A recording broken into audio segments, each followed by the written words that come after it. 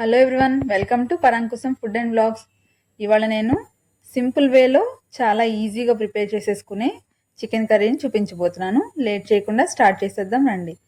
ముందుగా గిన్నె పెట్టుకొని ఆయిల్ వేసుకొని ఆయిల్ హీట్ అయిన తర్వాత దాల్చిన చెక్క, యాలకులు, లవంగాలు వేసేసుకొని ఫ్రై చేసుకోవాలి.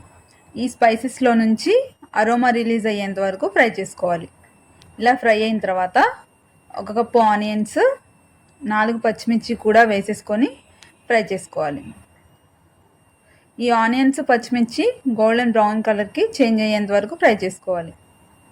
నేను తీసుకున్న ఆనియన్స్ కొంచెం పింక్ షేడ్ ఎక్కువ ఉండటం వల్ల మీకు బ్లాక్ కలర్లో ఫ్రై అయినట్టు కనిపిస్తుంది. బట్ బ్లాక్ కలర్ కాదు, బ్రౌన్ కలర్ షేడ్ వచ్చేంత వరకు ఫ్రై చేసుకోవాలి. ఇలా ఫ్రై అయిన తర్వాత ఒక స్పూన్ అల్లం వెల్లిపాయ పేస్ట్ వేసేసుకోవాలి. వేసేసుకొని అల్లం వెల్లిపాయ పేస్ట్ కూడా గోల్డెన్ బ్రౌన్ కలర్కి చేంజ్ అయ్యేంత వరకు ఫ్రై చేసుకోవాలి. ఇలా ఫ్రై అయిన తర్వాత ఒక కప్పు టొమాటోస్ వేసుకోవాలి. అంటే ఒక 2 or 3 టొమాటోస్ వేసుకోవచ్చు.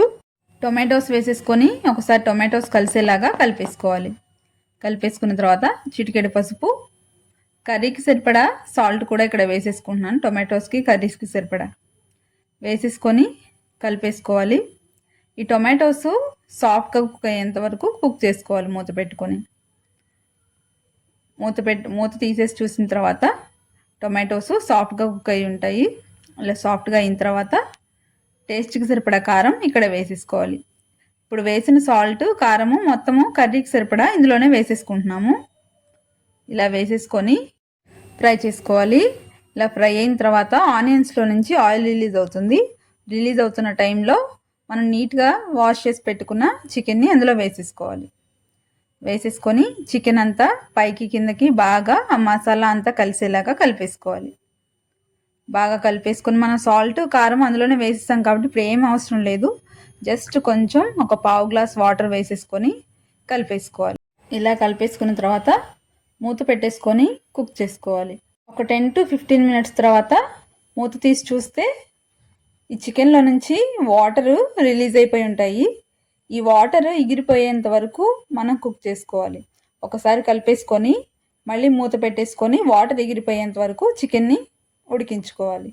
ఈ వాటర్ అంతా ఎగిరిపోయేంత వరకు మధ్య మధ్యలో మూత పెట్టి తీస్తూ కలుపుతూ అడుగు పట్టకుండా కలుపుతూ ఉండాలి. అలాగే మీడియం ఫ్లేమ్లోనే కుక్ చేసుకోవాలి. ఈ చికెన్ అంతా వాటర్ ఎగిరిపోయేంత వరకు, అప్పుడే సాఫ్ట్గా కుక్ అవుతుంది. హై ఫ్లేమ్లో పెట్టేస్తే ఏమవుతుందంటే వాటర్ అంతా త్వరగా ఎగిరిపోతాయి, చికెన్ సరిగ్గా కుక్ అవుదన్నమాట.